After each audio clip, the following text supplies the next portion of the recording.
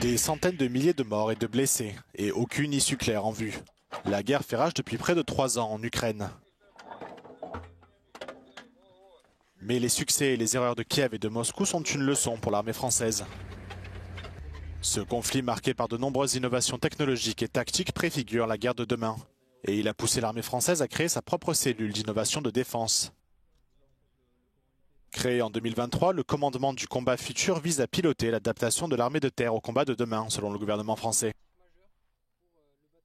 Ce qui est important pour nous, c'est finalement l'innovation et la capacité d'adaptation qu'on a constatée au cours de ce conflit, qui pour nous en fait mobilise vraiment notre énergie en préparation.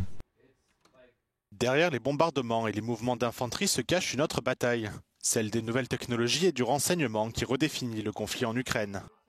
Une guerre d'information qui met en lumière certaines lacunes des forces militaires françaises.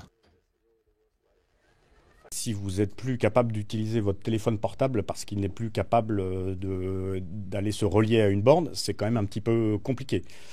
Voilà, donc dans le champ militaire, que ce soit pour les communications, que ce soit pour les systèmes de guidage à base de GPS, donc ce qui fait partie de notre quotidien, que ce soit pour les systèmes d'échange d'avions entre eux, ou voire même le guidage d'un drone avec son pilote, tout ça exploite le champ électromagnétique. Et donc être en mesure d'agir sur ce champ, c'est être capable d'interdire son utilisation.